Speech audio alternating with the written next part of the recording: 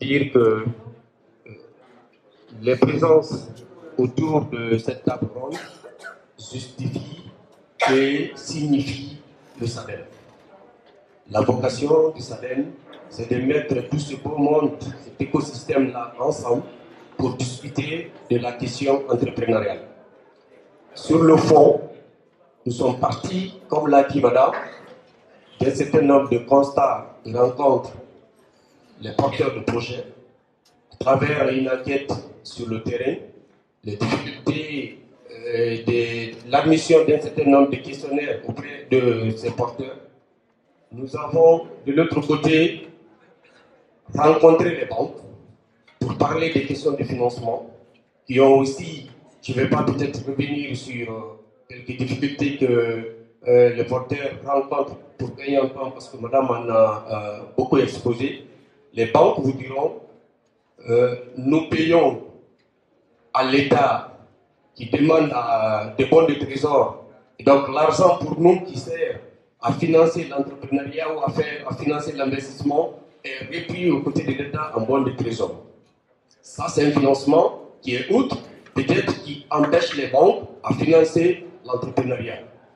Vous avez également les banques qui se plaignent du fait que les documents en matière de crédit ne sont pas certifiés.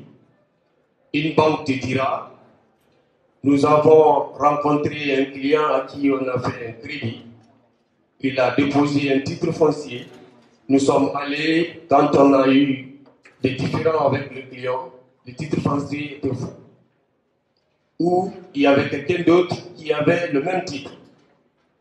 Alors, ça fait un peu de réticence auprès des banques.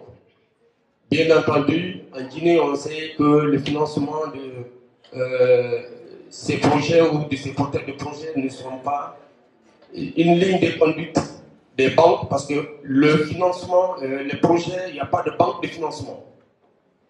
Nous sommes heureux de le dire maintenant, il y a une banque de financement qui vient d'être créée dont la vocation sera d'accompagner les porteurs de projets, bien sûr, et à l'occasion, nous avons invité autour des activités du SADEN les responsables de la dite banque qui ont fait des communications dont les porteurs de projets ont retenu l'essentiel. Concrètement, et en guise d'information, il faut dire que dans les temps, en Guinée, il existait à la Banque centrale une ligne de crédit qui finançait ces activités entrepreneuriales. Nous sommes allés jusqu'à la Banque centrale, rencontrer les responsables qui nous ont dit qu'avant les périodes de réforme structurelle, il y avait effectivement un compte où l'État guinéen accompagnait les porteurs de projets. Et donc les activités de réforme structurelle ont amené l'État à faire de l'économie sur ces activités qui n'avaient pas vocation certainement de mettre beaucoup plus d'argent sur ce volet. Notre ambition, le souci qu'on avait en organisant le SADEN, c'était de répondre à un certain nombre de difficultés que les porteurs de projets rencontrent.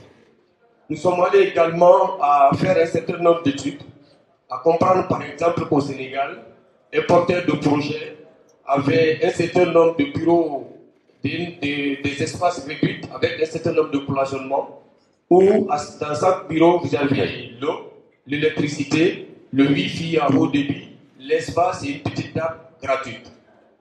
C'était des initiatives qu'on voulait porter pour essayer de donner le minimum aux porteurs de projets et de travailler aussi sur le renforcement des capacités. Il a été dit en plainte d'ailleurs qu'on les demande des états financiers, ce qui est une exigence, il faut le reconnaître pour les porteurs de projets. Le minimum pour porter un projet, c'est de savoir être formel et être formalisé et connaître le secteur et les exigences. L'impôt à un moment est obligatoire à tout le monde. Il ne faut pas pleurer pour dire que je ne peux pas payer mon impôt, mais il revient à l'État de savoir doser tout ça pour vous encourager. Donc, connaître tous ces aspects sont une obligation pour une entreprise parce que vous aspirez à être grand. Et c'est pourquoi le SADEN n'est pas une activité de 3 jours. Quand c'est le pic, comme on a connu le mois de mars 2019, vous avez tout au long de l'année des activités Focus Saden à Tuguna où on débat des thématiques. Il était la dernière fois des discussions autour de la fiscalité. On a appelé des experts en fiscalité pour venir expliquer aux porteurs de projets les obligations qu'ils ont, la nécessité ou les documents qu'ils doivent avoir. Donc, vous avez tout au long de l'année ces activités qui se réalisent. C'est difficile de revenir sur tout, mais je vais juste communiquer pour dire que lors du SADEN, nous avons mis sur le même lieu les investisseurs, les porteurs de projets, les communicants et d'autres experts dans différents domaines et même l'administration publique pour que chacun explique ce qu'il compte faire ou ce qui est de réalité ou ce qui est de process pour que les porteurs de projets aient un renforcement de capacités, donc à travers des formations. Et on a lancé également des concours dans différents secteurs où on a eu des lauréats d'ailleurs qui étaient présents lors du foire et qui aujourd'hui, à travers le partenariat fructueux qu'on a eu avec ITC, qui était le partenaire d'organisation du SADEN, vont à partir de lundi aller en Éthiopie pour prendre part à une très grande foire qui sera organisée à ce niveau.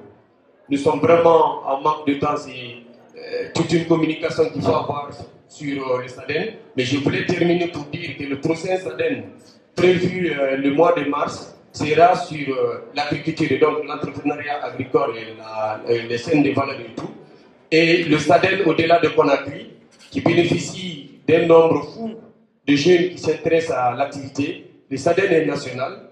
L'année dernière, dans les 8 régions administratives de notre pays, une équipe composée de cadres de l'AGIP et de l'APIP ont sélectionné dans chaque région les 20 meilleurs porteurs de projets.